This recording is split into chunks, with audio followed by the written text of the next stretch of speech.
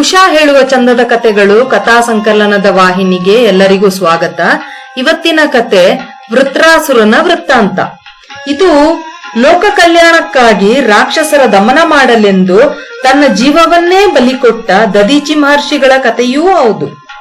ಕಶ್ಯಪ ಬ್ರಹ್ಮ ಮತ್ತು ಅದಿತಿಯರಿಗೆ 12 ಜನ ಆದಿತ್ಯರು ಮಕ್ಕಳಾಗಿ ಹುಟ್ಟಿದರು. ಅವರಲ್ಲಿ ಒಬ್ಬ ತ್ವಷ್ಟ. ಹಾಗೆ ಕಶ್ಯಪ ಬ್ರಹ್ಮ ಹಾಗೂ ಅವರ ಇನ್ನೊಬ್ಬ ಪತ್ನಿ ದಿತಿಯರಿಗೆ ಅನೇಕ ದೈತ್ಯರು ಮಕ್ಕಳಾಗಿ ಹುಟ್ಟಿದರು.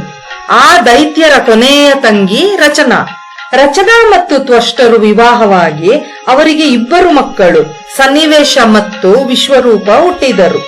ವಿಶ್ವರೂಪನು 3 ತಲೆಯುಳ್ಳ ದೈತ್ಯನಾಗಿದ್ದ.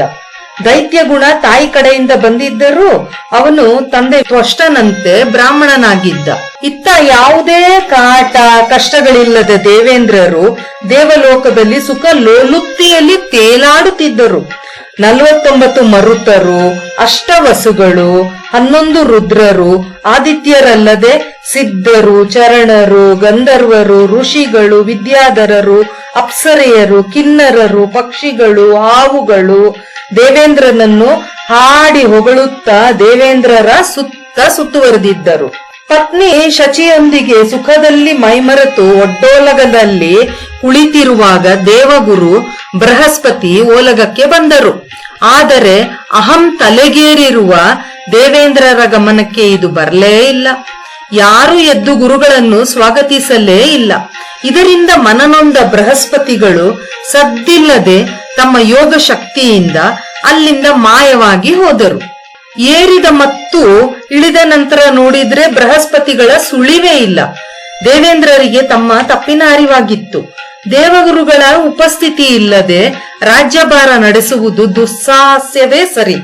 3 ಲೋಕಗಳಲ್ಲಿ ಹುಡುಕಾಡಿದರೂ ಅವರ ಪತ್ತೆಯೇ ಇಲ್ಲ. ದೇವಗುರು ಬೃಹಸ್ಪತಿಯ ಅನುಪಸ್ಥಿತಿಯನ್ನು ಮನಗಂಡ ಅಸುರಗುರು ಶುಕ್ರಾಚಾರ್ಯರ ನೇತೃತ್ವದಲ್ಲಿ ದೇವತೆಗಳ ಮೇಲೆ ಯುದ್ಧಕ್ಕೆ ಏರಿ ಹೋದರು. ಅವರ ಆಯುಧಗಳ ದಾಳಿ ಎಷ್ಟು ಸತತವಾಗಿತ್ತೆಂದರೆ ಅವರ ದಾಳಿಗೆ ಸಿಕ್ಕಿದ ದೇವತೆಗಳ ದೇಹಗಳು ಚೂರು ಚೂರಾಗತೊಡಗಿದವು.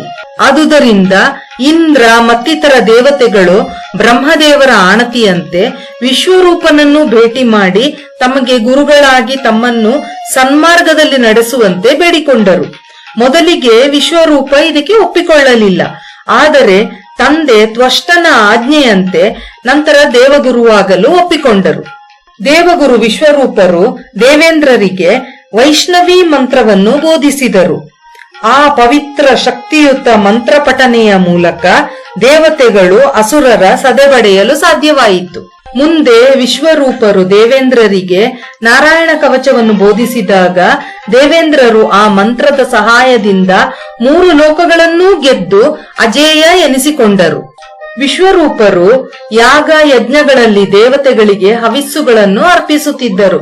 ಹಾಗೆಯೇ ಯಾರಿಗೂ ಗೊತ್ತಾಗದಂತೆ ಗುಟ್ಟಿನಲ್ಲಿ ರಾಕ್ಷಸ ಅಸುರರಿಗೂ ಹವಿಸ್ಸನ್ನು ನೀಡುತ್ತಿದ್ದರು. ಎಷ್ಟೆಂದರೂ ತಾಯಿ ಕಡೆಯಿಂದ ಅವರಿಗೆ ರಾಕ್ಷಸತ್ವ ಬಳುವಳಿಯಾಗಿ ಬಂದಿತ್ತು. ಈ ವಿಚಾರ ಗೊತ್ತಾದ ಕೂಡಲೇ ದೇವೇಂದ್ರರು ವಿಶ್ವರೂಪರ 3 ತಲೆಗಳನ್ನು ಕತ್ತರಿಸಿ ಬಿಡುತ್ತಾರೆ. ವಿಶ್ವರೂಪನ ಸಾವಿನಿಂದ ತ್ವಷ್ಟರು ತಪ್ತರಾಗುತ್ತಾರೆ. ಒಂದು ಯಜ್ಞವನ್ನು ಏರ್ಪಡಿಸಿ ಹವಿಸ್ಸನ್ನು ಸಮರ್ಪಿಸುತ್ತಾ ಓ ಇಂದ್ರನ ಶತ್ರುವೇ ಹುಟ್ಟಿ ಬಾ ಎಂದು ಕೂಗುತ್ತಾರೆ. ಆಗ ಯಜ್ಞಕುಂಡದಿಂದ ಕಪ್ಪಗಿನ ಎತ್ತರವಾದ ರಾಕ್ಷಸನೊಬ್ಬ ಹುಟ್ಟಿ ಬರುತ್ತಾನೆ. ಅವನು ಬೆಂಕಿಯಿಂದ ಸುಟ್ಟ ಬೆಟ್ಟದಂತೆ ವಿಕಾರವಾಗಿದ್ದ. ಅವನ ಕೂದಲು, ಮೀಸೆ, ಗಡ್ಡ, ಹುಬ್ಬುಗಳು ಕರಗಿದ ತಾಮ್ರದ ಬಣ್ಣಕ್ಕಿದ್ದವು. ಕಣ್ಣುಗಳು ಮಧ್ಯಾಹ್ನದ ಸೂರ್ಯನಂತೆ ಕಣ್ಣು ಕುಕ್ಕುವಂತೆ ಪ್ರಕಾಶಮಾನವಾಗಿದ್ದವು. ಅವನ ಹೆಜ್ಜೆಯ ಭಾರಕ್ಕೆ ಭೂಮಿ ಭೂಕಂಪವಾದಂತೆ ಕಂಪಿಸುತ್ತಿತ್ತು. ಅವನು ಆಕಳಿಸಿದಾಗ ಬಾಯಿ ಒಂದು ಗುಹೆಯಂತೆ ಇತ್ತು. ಅವನು ಕ್ಷಣ ಕ್ಷಣಕ್ಕೂ ಬೆಳೆದು ಆಕಾಶವನ್ನೇ ಆವರಿಸಿ ನಕ್ಷತ್ರಗಳನ್ನು ನೆಕ್ಕಿ ಬಿಡುವಂತೆ ಭಯಂಕರವಾಗಿ ಬೆಳೆದ. ಅದರಿಂದ ಅವನ ಹೆಸರು ವೃತ್ರ ಎಂದಾಯಿತು. ವೃತ್ರ ಎಂದರೆ ಸಂಸ್ಕೃತ ಭಾಷೆಯಲ್ಲಿ ಆವರಿಸು, ಮುಚ್ಚಿಡು ಎಂದು ಅರ್ಥ.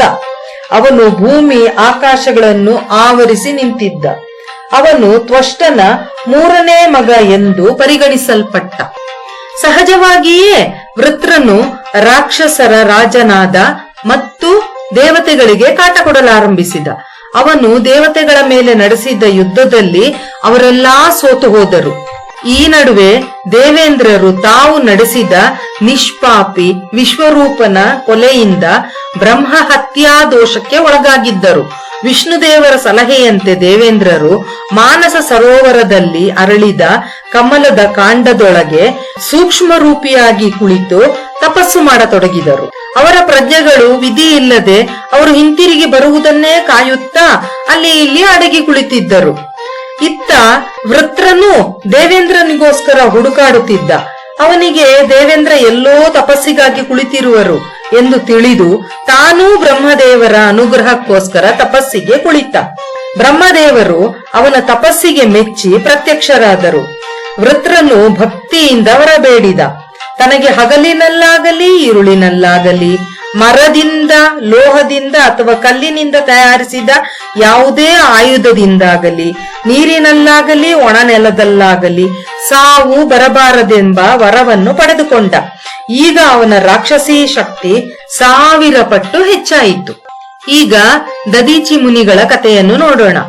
ದದೀಚಿ ಮುನಿಯು ಅಥರ್ವಣ ವೇದವನ್ನು ಬರೆದ ಅಥರ್ವ ಮುನಿ ಮತ್ತು ಚಿತ್ತಿಯರ ಮಗ. ಋಗ್ವೇದದ ಪ್ರಕಾರ ದದೀಚಿಯು ಸ್ವರ್ಗಲೋಕವಾಸಿಯಾಗಿದ್ದ ಕಾಲದಲ್ಲಿ ಭೂಲೋಕದಲ್ಲಿ ಅಸುರರ ಸಂಖ್ಯೆ ದ್ವಿಗುಣಿತವಾಗುತ್ತಲಿತ್ತು. ಆಗ ಇಂದ್ರನಿಗೋಸ್ಕರ ದದೀಚಿಯು ಅನೇಕ ಆಯುಧಗಳನ್ನು ತಯಾರಿಸಿಕೊಟ್ಟು ಅಸುರರ ನಾಶಕ್ಕೆ ಸಹಾಯ ಮಾಡಿದ್ದರು.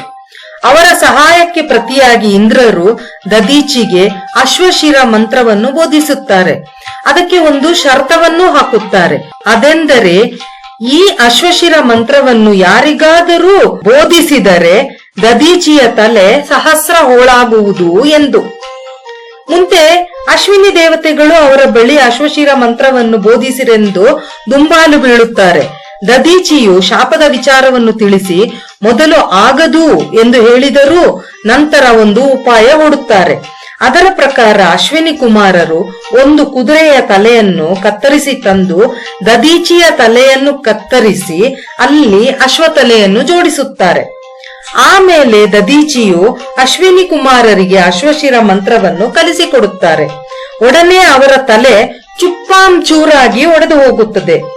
ತಕ್ಷಣ ಅಶ್ವಿನಿ ಕುಮಾರರು ದದೀಚಿಯ ತಲೆಯನ್ನು ಅವರ ದೇಹಕ್ಕೆ ಜೋಡಿಸಿ ದದೀಚಿಯ ಜೀವವನ್ನು ಉಳಿಸುತ್ತಾರೆ. ಇದೆಲ್ಲ ಸಾಧ್ಯವಾದದ್ದು ಮೃತ ಸಂಜೀವಿನಿ ಮಂತ್ರದಿಂದ. ತಪಸ್ಸು ಮಾಡಲೆಂದು ತೆರಳುವ ಮುನ್ನ ಇಂದ್ರನು ತನ್ನ ಅನುಚರರೊಡನೆ ಬಂದು ತಾನಿಲ್ಲದ ಕಾಲದಲ್ಲಿ ಯಾರಾದರೂ ತನ್ನ ಅಸಂಖ್ಯ ಆಯುಧಗಳನ್ನು ಕದ್ದೊಯ್ದರೆ ಎಂಬ ಭೀತಿಯಿಂದ ತಮ್ಮ ಎಲ್ಲಾ ಆಯುಧಗಳನ್ನು ಮಹರ್ಷಿ ದದೀಚಿಯ ವಶಕ್ಕೆ ಒಪ್ಪಿಸುತ್ತಾರೆ.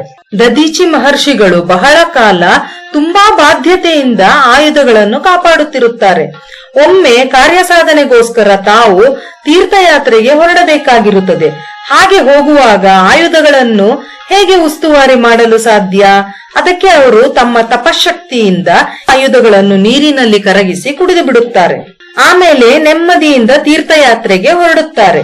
ಅವರು ಹಿಂತಿರುಗುವಷ್ಟರಲ್ಲಿ ಬ್ರಹ್ಮದೇವರ ಕೃಪೆಗೆ ಪಾತ್ರನಾದ ಇಂದ್ರದೇವರು ಸ್ವರ್ಗಲೋಕಕ್ಕೆ ಹಿಂದಿರುಗುತ್ತಾರೆ. ವೃತ್ರಾಸುರನ ಜೊತೆ ಯುದ್ಧ ನಡೆಯುತ್ತದೆ. ವೃತ್ರಾಸುರನ ಶಕ್ತಿಯ ಮುಂದೆ ದೇವತೆಗಳು ಹೀನಾಯವಾಗಿ ಸೋಲುತ್ತಾರೆ. ಮಾತ್ರವಲ್ಲ, ಇಂದ್ರದೇವನನ್ನು ಐರಾವತದೊಂದಿಗೆ ವೃತ್ರ ತನ್ನ ಬಾಯಿಯೊಳಗೆ ತುರುಕಿಕೊಂಡು ಇಡೀಯಾಗಿ ನುಂಗಲು ಪ್ರಯತ್ನಿಸುತ್ತಾನೆ.